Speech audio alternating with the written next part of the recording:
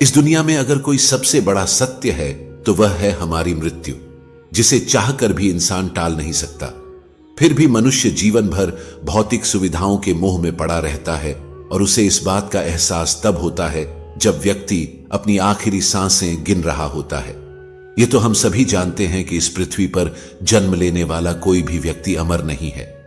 उसे इस पृथ्वी को छोड़कर एक ना एक दिन जाना ही होता है। आपने देखा होगा कि हिंदू धर्म में जब भी कोई इस दुनिया को छोड़कर जाता है तो उसके शव का अंतिम संस्कार कर दिया जाता है। लेकिन क्या आपने कभी सोचा है कि शव को अकेला क्यों नहीं छोड़ा जाता? मृतक को नए कपड़े क्यों पहनाए जाते हैं? अंतिम यात्रा में राम नाम सत्य है क्यों बोला जाता? आखिर इस अंतिम यात्रा में मखाने और सिक्के क्यों फेंके जाते हैं? शव यात्रा के आगे मटकी लेकर क्यों चलते हैं? किसी व्यक्ति का दाह संस्कार करने के बाद उसके परिजनों को शमशान घाट की ओर पीछे मुड़कर क्यों नहीं देखना चाहिए? आखिर परिजनों के अंतिम संस्कार करने के 3 दिन बाद ही अस्थियां क्यों चुनी जाती हैं? आखिर महिलाओं का शमशान घाट जाना वर्जित क्यों है? मरने के बाद शिशुओं को दफनाया क्यों जाता है? क्यों मृत्यु होने के बाद घर में पूजा पाठ करना वर्जित हो जाता है? आखिर क्या है इन प्रश्नों का रहस्य? तो आइए साथियों, आज की वीडियो में हम इसी विषय पर चर्चा करेंगे। साथियों, अगर आप भी इन सभी सवालों के जवाब स्पष्ट रूप से जानना चाहते हैं तो आप इस वीडियो को अंत तक जरूर देखिए। आज हम आपको विस्तार पूर्वक इन सभी सवालों के उत्तर देंगे। प्यारे साथियों, आज हम हमारे वजूद से जुड़ा एक बहुत बड़ा रहस्य जानेंगे। यह एक ऐसी गुत्थी है जिसे सुलझाने में साइंस आज तक नाकामयाब रही है, लेकिन इन सभी रहस्यों और सवालों के जवाब हमारे गरुड़ पुराण और भगवद गीता जैसे धर्म ग्रंथों में मिलते हैं। इस वीडियो के माध्यम से आज हम आपको यही बताने जा रहे हैं। तो चलिए बिना देरी किए आज की वीडियो शुरू करते हैं। नमस्कार प्यारे साथियों, ज्ञान विचार कहानी चैनल में आपका स्वागत है। साथियों, हमारा शरीर पंच महाभूतों अर्थात पृथ्वी, जल, अग्नि, वायु और आकाश से बना हुआ है और अंत में एक दिन इसी में मिल जाना है। इसीलिए मनुष्य कितना भी धन कमा ले, कितनी भी ख्याति अर्जित कर ले, एक दिन उसको सब कुछ यहीं छोड़कर जाना होगा। यही संसार का नियम है और इस नियम को न कोई बदल सकता है न बदल पाएगा। गीता में भी श्री कृष्ण भगवान कहते हैं, जिसने जन्म लिया है उसकी मृत्यु निश्चित है और जिसकी मृत्यु हुई उसका अगला जन्म भी निश्चित है। यह चक्र निरंतर चलता ही रहता है। साथियों, आपने यह कहावत तो सुनी ही होगी, यह जीवन तो नश्वर है, यानी कि हम सबको एक न एक दिन इस मृत्यु लोक को छोड़कर जाना ही होगा। इसके बाद भी मनुष्य इस विषय पर बात करने से बचता है और मृत्यु शब्द से भी भय खाता है। शायद इसीलिए महाभारत काल में युधिष्ठिर ने यक्ष से कहा था, दुनिया का सबसे बड़ा आश्चर्य यही है कि मनुष्य रोज किसी न किसी को मरते हुए देखता है, लेकिन स्वयं अपने मरने के बारे में वह कभी नहीं सोचता, जबकि मौत तो एक दिन उसकी भी होनी ही है। प्यारे साथियों, पहले हम यह जानने का प्रयास करेंगे कि मृत्यु होने के बाद मृत शरीर को यानी कि शव को अकेला क्यों नहीं छोड़ा जाता। प्यारे साथियों, आप और हम जिस लोक में रहते हैं उसे मृत्यु लोक कहा जाता है।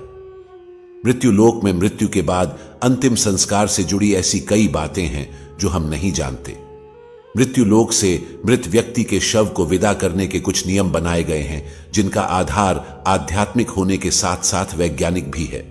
अगर आपने गौर किया हो तो यदि किसी व्यक्ति की मृत्यु सूर्यास्त के बाद होती है तो उसके परिजन रात बीतने का इंतजार करते हैं और अगले दिन जाकर ही शव को जलाते हैं। यदि शव को रात भर रखना पड़े तो उस दौरान जानकार लोग शव को अकेले नहीं छोड़ते, बल्कि कोई न कोई व्यक्ति शव के पास पूरी रात भर रहता है और सुबह दाह संस्कार पूर्ण होने तक शव की देखभाल करता है। प्यारे साथियों, पहले संक्षेप में यह जान लेते हैं कि किन परिस्थितियों में शव का दाह संस्कार नहीं करना चाहिए। गरुड़ पुराण में इस बात का भी स्पष्ट वर्णन है कि इन 3 स्थितियों में शव का दाह संस्कार उचित समय के लिए टाल देना चाहिए।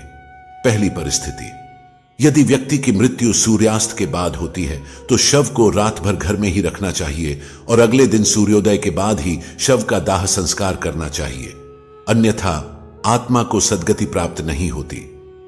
दूसरी परिस्थिति, यदि किसी व्यक्ति की मृत्यु पंचक काल में होती है तो उस व्यक्ति के घर, परिवार, कुल या खानदान में 5 अन्य लोगों की भी मृत्यु हो सकती है। इसलिए धर्मशास्त्र के ज्ञानी इस समस्या के समाधान के रूप में आटे या पवित्र सूखी घास से 5 पुतले बनाते हैं और उन्हें शव के साथ ही अर्थी पर रखकर पूरे विधि विधान से पंचक दोष समाप्त करते हैं। इसके बाद ही अंतिम संस्कार किया जाता है। पंचक काल में अंतिम संस्कार किए जाने से आत्मा को मोक्ष प्राप्त नहीं हो सकता। तीसरी परिस्थिति, शव का अंतिम संस्कार तब नहीं करना चाहिए जब मृत व्यक्ति का पुत्र मुखाग्नि देने के लिए उपस्थित न हो और वह यात्रा करके पहुंचने वाला हो। पुराणों में इस बात को बहुत ही महत्वपूर्ण माना गया है कि यदि मुखाग्नि पुत्र के हाथों से दी जाए तो आत्मा को सद्गति प्राप्त होती है। साथियों, अब बिना देर किए यह भी जान लेते हैं कि मृत्यु के बाद शव को अकेला क्यों नहीं छोड़ना चाहिए। इसके पीछे क्या मान्यताएं और वैज्ञानिक तथ्य हैं? मृत्यु के बाद आत्मा 13 दिनों तक घर में निवास करती है। गरुड़ पुराण में बताया गया है कि मृतक का शव पूजनीय हो जाता है। ऐसे में दाह संस्कार से पहले शव को अकेला नहीं छोड़ा जाना चाहिए, अन्यथा यह आत्मा का अपमान होता है। गरुड़ पुराण में यह भी लिखा है कि यदि शव को चींटियां, कीड़े मकोड़े, कुत्ते या बिल्ली इत्यादि से हानि होती है तो ऐसे ही कष्ट आत्माओं को यमलोक के मार्ग में भी झेलने पड़ते हैं। इसलिए परिवारजनों की यह जिम्मेदारी बनती है कि मृतक के शरीर की सुरक्षा करें। रात के समय तामसिक शक्तियां अधिक प्रबल होती हैं। जब शरीर से आत्मा निकल जाती है तो शरीर निर्जीव हो जाता है। ऐसी स्थिति में अन्य बुरी शक्तियां शरीर को अपने वश में करने का प्रयास कर सकती हैं। इसकी संभावना को खत्म करने के लिए किसी व्यक्ति का मृतक के शरीर के पास रहना आवश्यक होता है। यदि वैज्ञानिक कारण की बात करें तो विज्ञान कहता है कि जिस क्षण आत्मा शरीर को छोड़कर अलग होती है उसी क्षण से शरीर का क्षय शुरू हो जाता है। इससे मृत शरीर से दुर्गंध आने लगती है। इस दुर्गंध को कम करने और वातावरण को धार्मिक बनाए रखने के उद्देश्य से मृत शरीर के आसपास अगरबत्ती, धूप और दीपक जलाए जाते हैं। ऐसा करने की जिम्मेदारी उस व्यक्ति की होती है जो शव की देखभाल करता है। इस बात की भी संभावना होती है कि तंत्र मंत्र करने वाले लोग मृतक के शरीर को नुकसान पहुंचा सकते हैं, जिससे मृत आत्मा संकट में पड़ सकती है। इसलिए किसी भी तांत्रिक को मृत शरीर के पास नहीं आने देना चाहिए। साथियों, गरुड़ पुराण में भगवान विष्णु और पक्षीराज गरुड़ के बीच की बातचीत का वर्णन है। भगवान विष्णु बताते हैं कि यदि इन बातों का ध्यान नहीं रखा गया और शव का अंतिम संस्कार सूर्यास्त के बाद या रात में कर दिया गया तो उस व्यक्ति की आत्मा को असुर योनि या पिशाच योनि में जन्म मिलता है और उसे अनेकों कष्ट भोगने पड़ते हैं। व्यक्ति की मृत्यु और दाह संस्कार का समय कितना महत्वपूर्ण होता है यह आप महाभारत काल की घटना से समझ सकते हैं। भीष्म पितामह बाणों की शैया पर लेटे हुए सूर्य के दक्षिणायन से उत्तरायण में आने का इंतजार कर रहे थे। इसके बाद ही उन्होंने अपना शरीर त्यागा, क्योंकि उत्तरायण काल में मृत्यु से आत्मा को सद्गति प्राप्त होती है। इसी कारण यदि कोई व्यक्ति रात में मर जाए तो ऐसी स्थिति में शव को रात भर घर पर ही रखा जाता है। सुबह का इंतजार किया जाता है और मृत शरीर को एक भी पल के लिए अकेला नहीं छोड़ा जाता। कोई न कोई व्यक्ति हमेशा शव की रखवाली के लिए मौजूद रहता है। साथियों, यही कारण है कि शव को अकेला नहीं छोड़ा जाता। प्यारे साथियों, अब हम जानेंगे कि मृतक को नए कपड़े क्यों पहनाए जाते हैं। दोस्तों, जैसे कि हम आपको ऊपर बता चुके हैं कि सनातन हिंदू धर्म में दाह संस्कार से जुड़े ऐसे कई नियम हैं जिन पर विज्ञान ने भी अपनी राय दी है। इन्हीं नियमों में से एक नियम यह भी है मृतक को नए कपड़े पहनाना। हम में से बहुत से लोगों के मन में यह सवाल आता होगा कि मृत व्यक्ति की चिता में आग लगाने से पहले नए कपड़े क्यों पहनाए जाते हैं।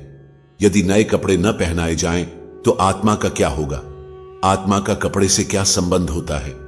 इसके साथ ही साथ हम यह भी जानेंगे कि मृत व्यक्ति के जो कपड़े परिवार के सदस्य निशानी के रूप में रख लेते हैं या उनकी याद में पहनते हैं, ऐसा करने से मृत आत्मा को क्या होता है और गरुड़ पुराण में इस विषय पर क्या कहा गया है।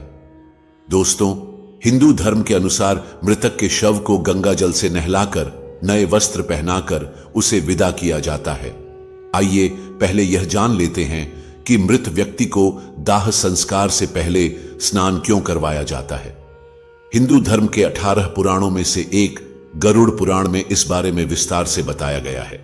गरुड़ पुराण के अनुसार भगवत नाम एवं गोत्र का उच्चारण करते हुए मृत व्यक्ति को नहलाने की बात की गई है, और यदि किसी कारणवश तीर्थ स्थल में अंतिम संस्कार नहीं हो रहा हो तो ऐसी स्थिति में मृतदेह को स्नान कराने के लिए पानी में गंगा जल मिलाकर स्नान करवाना चाहिए।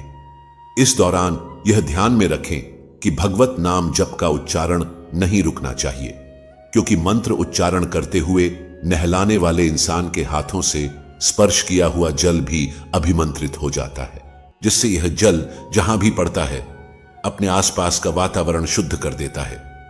जब यही पवित्र जल मृत व्यक्ति के देह पर पड़ता है तो उस शरीर का रज तत्व और तम कणों का आवरण नष्ट हो जाता है और आत्मा का शरीर से मोह कम होता है। दोस्तों, जिस रज और तम कणों की बात हम यहां पर कर रहे हैं वह प्रकृति से ही उत्पन्न हुए 3 गुण हैं। पहला सतोगुण, दूसरा रजोगुण और तीसरा तमोगुण, जो अविनाशी जीवात्मा को शरीर में बांधते हैं। साथियों, इस बात को आसान शब्दों में समझें तो मृतदेह का अंतिम संस्कार से पहले इस प्रकार स्नान कराने से उसकी आंतरिक शुद्धि होती है। इसके बाद शरीर पर चंदन, तिल के तेल और घी का लेप लगाना चाहिए। फिर उस शव को नए वस्त्र पहना देना चाहिए। गरुड़ पुराण के अनुसार किसी भी शव को बिना वस्त्रों के नहीं जलाना चाहिए। मृतक के शरीर को वस्त्र से पूरी तरह ढक देना चाहिए और इस बात का विशेष रूप से ध्यान रखना चाहिए कि मृतक के वस्त्र नए हों, शुद्ध हों और सफेद रंग के हों। हिंदू धर्मशास्त्रों में सफेद रंग को शांति और पवित्रता का रंग माना जाता है, इसीलिए मृतदेह के शरीर को सफेद कपड़ों से ढका जाता है। सनातन धर्म में सफेद रंग को शुद्धता और मोक्ष का प्रतीक भी माना जाता है। गरुड़ पुराण में यह भी बताया गया है कि मृत व्यक्ति को पहनाए जाने वाले वस्त्रों को पहले थोड़ी देर धूप में रखना चाहिए और हो सके तो गोमूत्र या गंगा जल का छिड़काव करके उन्हें शुद्ध कर लेना चाहिए। ऐसा करने से कपड़ों के माध्यम से मृत व्यक्ति के शरीर के चारों ओर एक पवित्र कवच बन जाता है, जो शव को बुरी शक्तियों के संपर्क में आने से बचाता है। साथ ही साथ ऐसा माना जाता है कि मृतक यमलोक की नई यात्रा पर जा रहा है। ऐसे में नए वस्त्र पहनाकर ही उसे विदा किया जाना चाहिए। इसके बाद अंतिम संस्कार की विधि को आगे बढ़ाते हुए मृतदेह को चिता पर रख दिया जाता है और उसके ऊपर पुष्प, चंदन और 5 प्रकार की पवित्र लकड़ियों को रखकर मुखाग्नि दे दी जाती है। दोस्तों, दाह संस्कार के बाद अस्थियों की राख एवं अस्थियों को गंगा आदि पवित्र नदियों में प्रवाहित कर देना चाहिए। ऐसा करने से उस मनुष्य के सारे पाप धुल जाते हैं और उसकी आत्मा पाप मुक्त हो जाती है।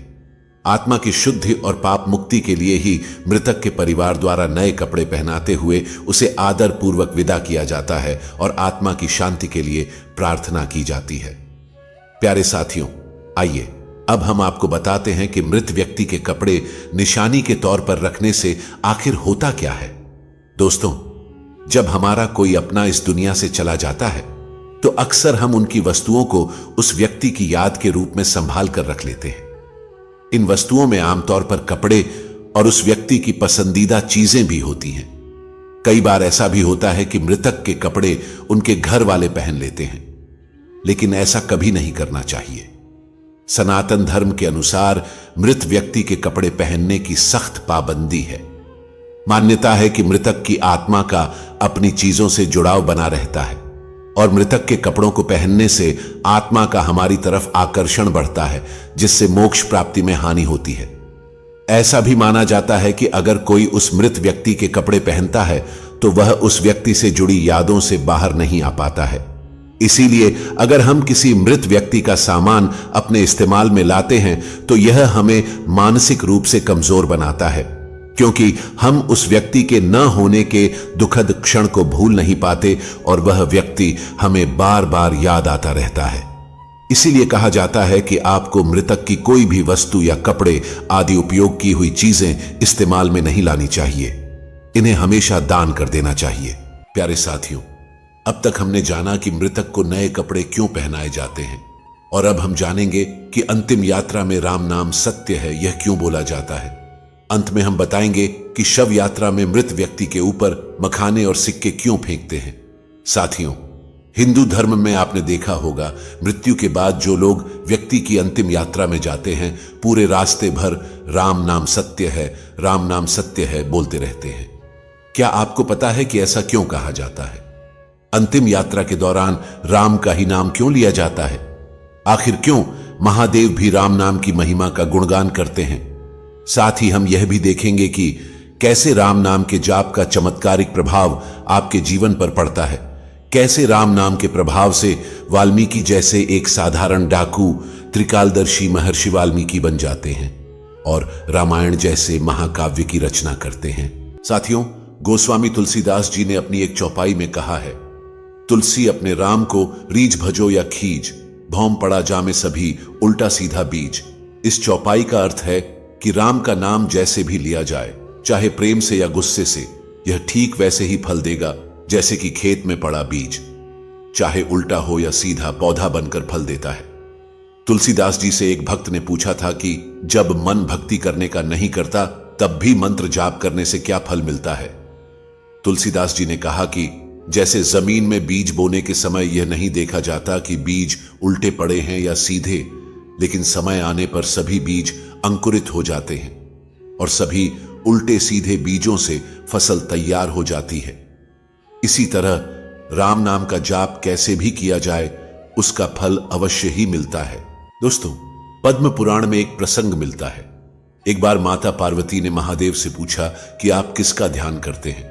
इसके उत्तर में महादेव कहते हैं, राम राम रामेति रमे रामे मनोरमे सहस्र नाम तत्तुल्यम राम नाम वरानने।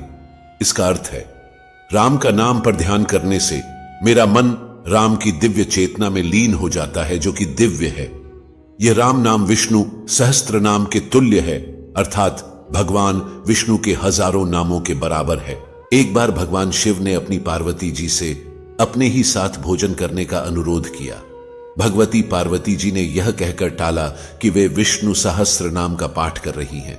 थोड़ी देर तक प्रतीक्षा करके शिवजी ने जब पुनः पार्वती जी को बुलाया, तब भी पार्वती जी ने यही उत्तर दिया कि वे विष्णु सहस्त्र नाम के पाठ के विश्राम के पश्चात ही आ सकेंगी। शिवजी को शीघ्रता थी, भोजन ठंडा हो रहा था, अतः भगवान शिव ने कहा, पार्वती राम राम कहो। एक बार राम कहने से विष्णु सहस्त्र नाम का संपूर्ण फल मिल जाता है, क्योंकि श्री राम नाम ही विष्णु सहस्त्र नाम के तुल्य है। इस प्रकार शिवजी के मुख से राम इस 2 अक्षर के नाम का विष्णु सहस्त्र नाम के समान सुनकर राम नाम का जप करके पार्वती जी ने प्रसन्न होकर शिवजी के साथ भोजन किया। भगवान शिव पार्वती जी से कहते हैं, पार्वती, श्री राम नाम का जाप जागृत, स्वप्न और सुषुप्ति इन तीनों अवस्थाओं में करना चाहिए। पार्वती, मैं भी इन्हीं मनोरम राम नाम में रमता हूं। भक्तों, अब जानेंगे राम का अर्थ क्या है। राम का अर्थ है प्रकाश, किरण एवं आभार। जैसे शब्दों के मूल में राम है, रा अक्षर का अर्थ है आभा और मां अक्षर का अर्थ है मैं या मेरा, तो राम शब्द का अर्थ हुआ मेरे भीतर का प्रकाश अथवा मेरे हृदय में प्रकाश। धर्म ग्रंथों में यह भी बताया गया है कि जिस तरह मृत्यु एक अटल सत्य है, ठीक उसी तरह इस संसार में राम का नाम भी सर्वथा सत्य है। दोस्तों, अंतिम यात्रा के दौरान राम नाम सत्य है का नारा लगाने का मतलब मृतक को सुनाना नहीं होता, बल्कि इसका उद्देश्य चल रहे परिजनों और मित्रों को यह समझाना होता है कि जिंदगी में और जिंदगी के बाद भी केवल राम नाम ही सत्य है, बाकी सब व्यर्थ है। महाभारत में भी राम नाम की महिमा के ऊपर एक प्रसंग मिलता है, जिसमें युधिष्ठिर यह बताते हैं कि अंतिम यात्रा के दौरान राम नाम सत्य का नारा क्यों लगाया जाता है। जब मृतक के शरीर को श्मशान ले जाया जाता है, तब उसके पीछे चल रहे लोग राम नाम सत्य है बोलते हैं, परंतु जब मृतक का संस्कार समाप्त हो जाता है और वह पंचतत्व में विलीन हो जाता है, इसके बाद साथ गए लोग जब वापस आते हैं तो वे राम नाम को भूलकर अपनी अपनी दुनिया में व्यस्त हो जाते हैं और उसकी संपत्ति को प्राप्त करने के लिए आपस में लड़ने लगते हैं। इसके आगे युधिष्ठिर कहते हैं कि हर मनुष्य अपने जीवन में कभी न कभी किसी न किसी की अंतिम यात्रा में अवश्य जाता है और राम नाम सत्य है का नारा लगाता ही है। परंतु श्मशान घाट के बाहर आते ही वह इस सत्य को भूल जाता है। मनुष्य इतनी बड़ी सच्चाई को प्रत्यक्ष देखकर भी स्वीकार क्यों नहीं करता? इस बात से बढ़कर इस दुनिया में आश्चर्य और क्या हो सकता है? प्यारे साथियों, आप सोच रहे होंगे कि केवल राम का नाम ही सत्य क्यों है। ऐसा इसलिए है क्योंकि जब राम नाम का जाप किया जाता है तब मृतक की आत्मा को मुक्ति मिलती है। ऐसा माना जाता है कि अंतिम यात्रा के दौरान राम का नाम बोलने से मृतक जन्म और मृत्यु के चक्र से मुक्त हो जाता है और उसे श्री हरि के चरणों में स्थान मिलता है।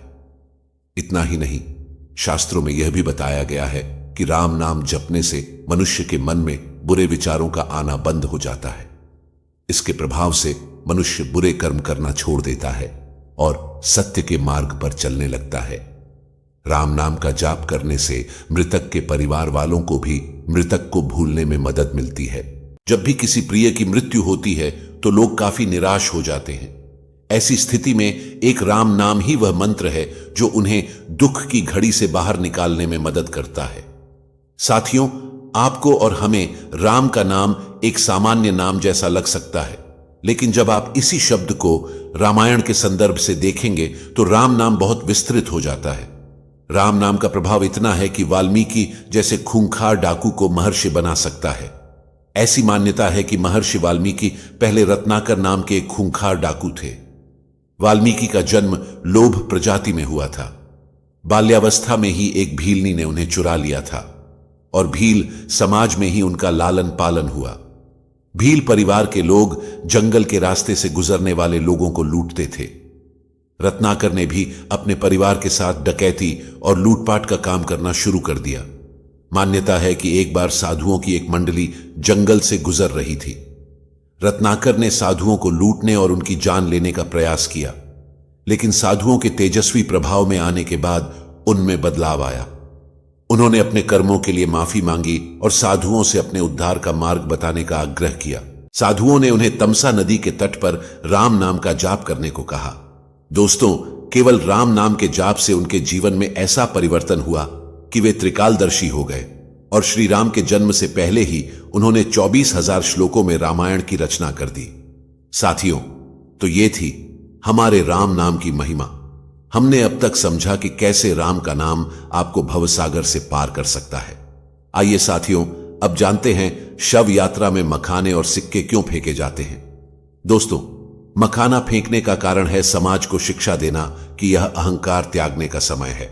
मृत व्यक्ति को सामने देखकर समाज यह सीखे।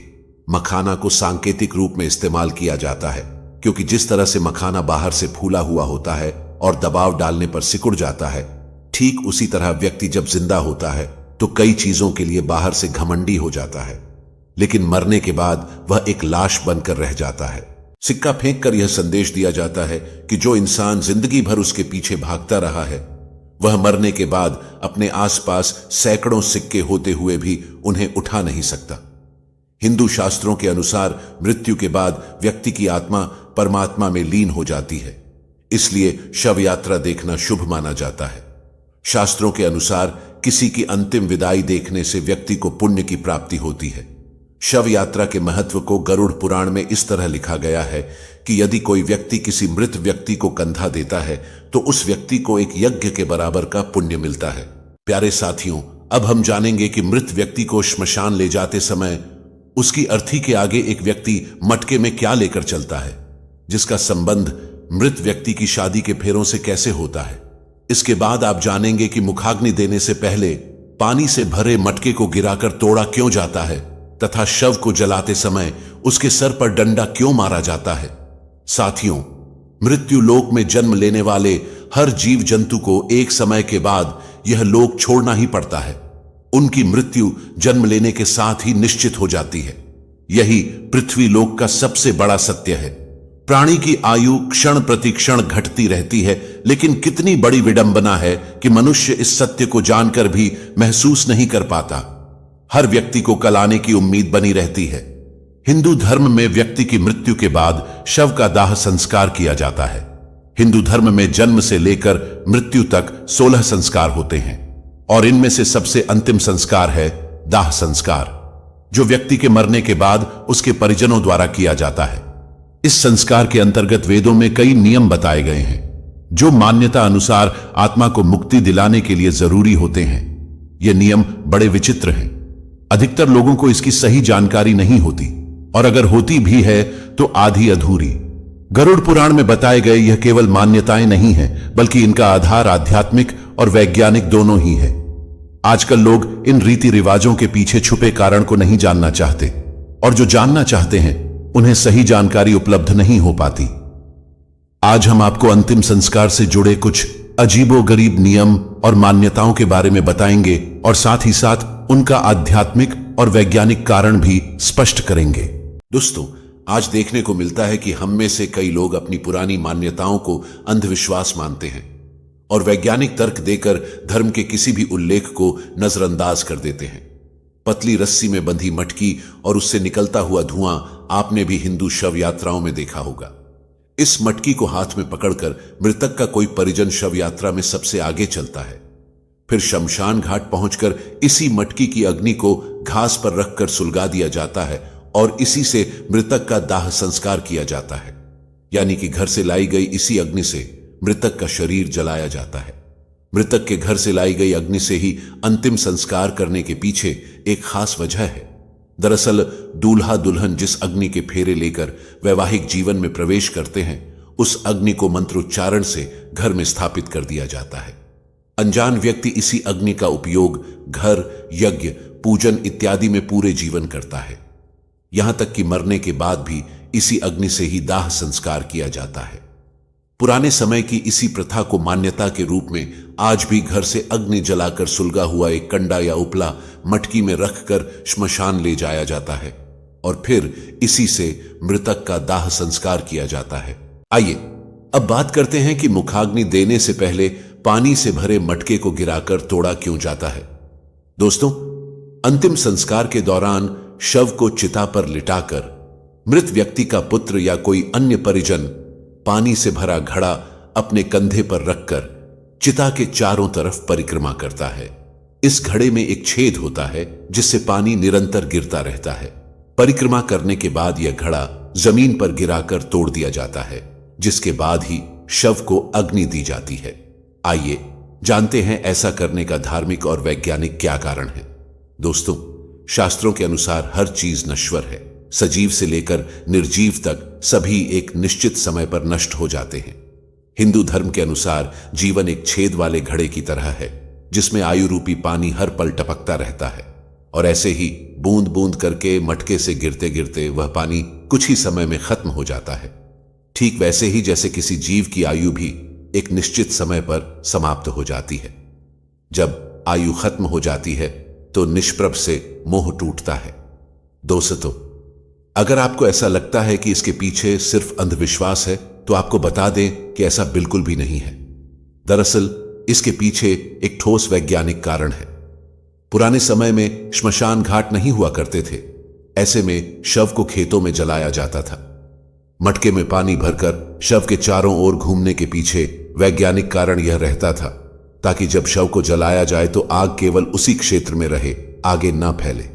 इसी वजह से परिक्रमा के दौरान पानी गिराकर वहां की जमीन को गीला किया जाता था। दोस्तों, अंतिम संस्कार से जुड़ा एक नियम और भी विचित्र है, जिसके अंतर्गत जब मृत व्यक्ति का शव चिता पर जल रहा होता है तो उसके सर पर जोर से डंडा मारा जाता है। इस क्रिया को कपाल क्रिया कहा जाता है। कपाल क्रिया जितनी विचित्र है उतनी ही महत्वपूर्ण भी है। आइए अब बताते हैं इसका आध्यात्मिक और वैज्ञानिक कारण। गरुड़ पुराण के अनुसार शव को जलाते समय यदि उसका कोई अंग शेष रह जाए तो इसे अशुभ माना जाता है। शास्त्रों के अनुसार दाह संस्कार की क्रिया से मृत व्यक्ति का अगला जीवन प्रभावित हो सकता है। इसीलिए घी और कपूर के प्रयोग से शव को पूरी तरह जलाया जाता है।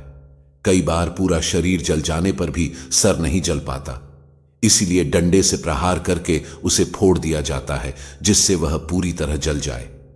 डंडे से प्रहार खोपड़ी के बीचों बीच किया जाता है जहां पर ब्रह्मरंध्र होता है। धार्मिक मान्यताओं के अनुसार जिस व्यक्ति का ब्रह्मरंध्र भेद दिया जाता है तो उसे स्वर्ग मिलता है।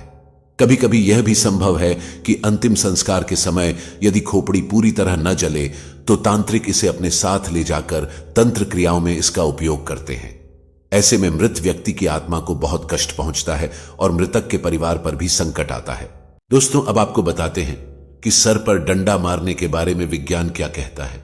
विज्ञान के अनुसार खोपड़ी की हड्डी इतनी मजबूत होती है कि उसे आग में पूरी तरह जलकर राख होने में बहुत समय लगता है। ऐसे में उसके अधजला रह जाने की काफी संभावना होती है। कभी कभी कोई जंगली जानवर उस बचे हुए हिस्से को अपने साथ ले जाता है। वे इसे कहीं भी फेंक देते हैं, जिससे पर्यावरण प्रदूषित होता है। इसी कारण से शव को पूरी तरह जलाने के लिए सर पर डंडा मारकर फोड़ दिया जाता है। ऐसा माना जाता है कि शव यात्रा देखना सुखद एवं मंगलमय भविष्य का सूचक है। मान्यता यह भी है कि यदि काम पर जाते समय शव यात्रा दिख जाए तो अधूरे काम पूरे होने की संभावनाएं बनने लगती हैं।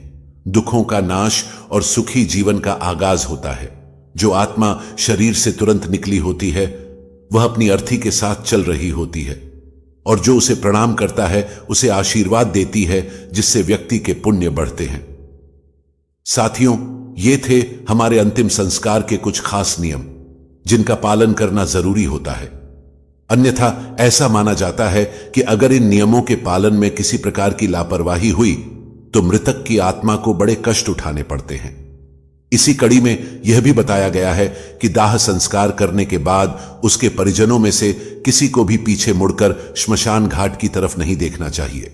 साथियों, गरुड़ पुराण में भगवान विष्णु ने पक्षीराज गरुड़ को मृत्यु लोक के रहस्य, मरणोपरांत आत्मा की गति, प्राणियों की मृत्यु इत्यादि के बारे में सब विस्तार से बताया है। मृत व्यक्ति के शरीर को छोड़ने के बाद आत्मा कब, कितने समय, कहां रहती है, इस बारे में बताते हुए भगवान विष्णु ने यह भी बताया है कि किसी व्यक्ति का दाह संस्कार करने के बाद उसके परिजनों अर्थात परिवार वालों को श्मशान घाट की ओर पीछे मुड़कर कभी नहीं देखना चाहिए। असल में दाह संस्कार करने के बाद शरीर तो जल जाता है, लेकिन आत्मा का अस्तित्व रहता है। गीता में भी यही बताया गया है कि आत्मा को कोई शस्त्र काट नहीं सकता, आग जला नहीं सकती, जल गीला नहीं कर सकता और वायु सूखा नहीं सकती। यही आत्मा शरीर के जन्म से लेकर मृतक के अंतिम संस्कार तक के सारे कर्मों को खुद अपनी आंखों से देखती है। गरुड़ पुराण में आगे बताया गया है कि आत्मा का अपने स्वजनों के साथ मोह बना रहता है।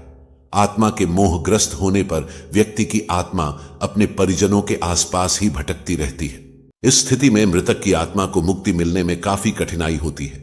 इसीलिए ऐसी स्थिति में इस मोह का टूटना बहुत जरूरी है, क्योंकि अगर ऐसा नहीं हो तो मृतक की आत्मा का परलोक गमन नहीं हो पाता और वह प्रेत योनि में ही बंध कर रह जाती है। मृतक की आत्मा और परिजनों के मध्य इस मोह को तोड़ने के लिए यह स्पष्ट आदेश है कि दाह संस्कार के बाद कोई भी स्वजन पीछे मुड़कर न देखे, जिससे मृतक की आत्मा को ऐसा लगे कि उसके परिजन अब उससे मोह नहीं करते और वे उसे अग्नि को समर्पित कर अपने सांसारिक जीवन में वापस जाना चाहते हैं। परंतु यदि किसी ने पीछे मुड़कर देखा तो मृतक की आत्मा को यह लगेगा कि परिजनों के अंदर अभी भी मृत व्यक्ति के प्रति बहुत लगाव है और वह आत्मा वापस लौटने का प्रयास करती है। लेकिन अगर किसी ने पीछे मुड़कर नहीं देखा तो मृतक की आत्मा को यह समझने में आसानी होगी कि उसका इस लोक में समय पूरा हो गया और वह अपने मन को दूसरे लोक में जाने के लिए तैयार कर ले। मृत व्यक्ति की आत्मा के मोह को भंग करने के उद्देश्य से और भी कई कर्मकांड हैं जो 13 दिन तक किए जाते हैं। पीछे मुड़कर न देखना शुरुआती चरण में आता है। श्मशान में जलती चिता की ओर पीछे मुड़कर देखने पर मृतक की आत्मा जीवित व्यक्ति को प्रभावित करके सताने भी लग सकती है। बच्चे आत्मा के प्रभाव में जल्दी आ जाते हैं। इसीलिए यदि बच्चे श्मशान घाट गए हों तो श्मशान से लौटते समय बच्चों को सबसे आगे रखना चाहिए। दाह संस्कार के बाद पीछे मुड़कर न देखना आत्मा को एक प्रकार का संदेश देना होता है कि अब मृत व्यक्ति की आत्मा का उसके परिजनों से संबंध तोड़ने का समय आ गया है। मोह के बंधन से मुक्त होकर मुक्ति के लिए अब आगे बढ़ो। आत्मा की मुक्ति से जुड़ा एक और महत्वपूर्ण प्रसंग यह भी है कि जिस मनुष्य की अकाल मृत्यु हो जाती है, चाहे वह दुर्घटना, आत्महत्या, कोई बीमारी या किसी अन्य कारण से हो, तो ऐसे इंसान की आत्मा को जल्दी मुक्ति नहीं मिल पाती। परंतु अगर उसके कर्म बहुत ही अच्छे हों तो सद्गति प्राप्त होती है, वरना काफी कष्ट उठाने पड़ते हैं। हालांकि गरुड़ पुराण में अकाल मृत्यु को लेकर भी कई कर्मकांड बताए गए हैं। उनका पालन पूरे वैदिक तरीके से होना चाहिए। इसीलिए दाह संस्कार के बाद श्मशान घाट की तरफ पीछे मुड़कर नहीं देखना चाहिए। प्यारे साथियों, अब हम जानेंगे कि परिजनों के अंतिम संस्कार करने के 3 दिन बाद ही अस्थियां क्यों चुनी जाती हैं। अस्थि विसर्जन में समय का बहुत महत्व है और इसलिए दाह संस्कार के बाद अधिकतम तीसरे या चौथे दिन तक अस्थि विसर्जित कर देना ही उपयुक्त माना गया है। अब सवाल उठता है कि तीसरा या चौथा दिन ही क्यों, और अगर अस्थि विसर्जन तीसरे या चौथे दिन तक ना हो पाए तो क्या करें? दोस्तों, अस्थि विसर्जन किसी मृत व्यक्ति के दाह संस्कार के बाद किया जाने वाला एक अनुष्ठान है। इसका अर्थ होता है चिता में जल गए मृत व्यक्ति की हड्डियों और राख को जल में विसर्जित करना। शास्त्रों के अनुसार अस्थियों को पवित्र नदियों में ही विसर्जित करना चाहिए, जिसमें सबसे ज्यादा महत्व गंगा नदी का है। इसलिए हर साल करोड़ों की संख्या में लोग हरिद्वार और वाराणसी जैसे पुण्य स्थानों पर देश के हर कोने से अस्थि विसर्जन के लिए आते हैं। दोस्तों, अस्थियों का विसर्जन एक साधारण प्रक्रिया नहीं है। यह कार्य इतना महत्वपूर्ण है कि अगर इसे सही समय से सही नियम के साथ ना किया जाए तो आत्मा को मुक्ति नहीं मिलती। ऐसा इसलिए है क्योंकि धर्म ग्रंथों में कहा गया है कि भौतिक शरीर 5 महाभूतों अर्थात 5 तत्वों से मिलकर बना है: पृथ्वी, जल, अग्नि, वायु और आकाश। दाह संस्कार की क्रिया में जब शरीर को जलाया जाता है तो पृथ्वी, अग्नि, वायु और आकाश को अपना अपना तत्व वापस मिल जाता है। लेकिन जब तक जल तत्व को अपना अंश नहीं मिलता तब तक चक्र पूरा नहीं होता। और इसीलिए यदि अस्थि विसर्जन सही समय या नियम से ना किया जाए तो आत्मा को मुक्ति नहीं मिलती और ना ही वह नया शरीर धारण कर पाती है। तो आइए जानते हैं अस्थि विसर्जन से जुड़े विशेष नियम क्या हैं। इसके साथ ही साथ हम आपको गरुड़ पुराण और अन्य धर्मशास्त्रों में लिखित गंगा नदी के महत्व और अस्थि विसर्जन के लिए सबसे उपयुक्त नदी होने का कारण भी बताएंगे। इतना ही नहीं, अस्थि विसर्जन नदियों में करने को लेकर विज्ञान क्या कहता है, आज हम ये भी जानेंगे। प्यारे साथियों, हमारे हिंदू धर्म के 18 पुराणों में से एक गरुड़ पुराण में मनुष्य के जन्म और मरण से संबंधित समस्त रहस्यों का वर्णन किया गया है। और इन्हीं विचित्र रहस्यों में है 3 दिन तक अस्थि संचयन करने का सही कारण। इसके अनुसार मृत्यु होने के दूसरे, तीसरे या चौथे दिन तक अस्थि संचयन अर्थात अस्थियों को इकट्ठा कर लेना चाहिए। इसके बाद इन अस्थियों का विसर्जन 10 दिनों के भीतर ही कर देना चाहिए। आज समाज के बहुत से लोग इसका पालन भी करते हैं, लेकिन इसके पीछे का असली रहस्य केवल कुछ लोगों को ही पता है। गरुड़ पुराण में स्पष्ट लिखा है कि जिस व्यक्ति ने चिता को आग लगाई हो उसे अस्थियों का संचयन चौथे दिन करना चाहिए, और अन्य लोग जिन्होंने चिता को मुखाग्नि नहीं दी है उन्हें अस्थियों का संचयन दूसरे या तीसरे दिन ही कर लेना चाहिए।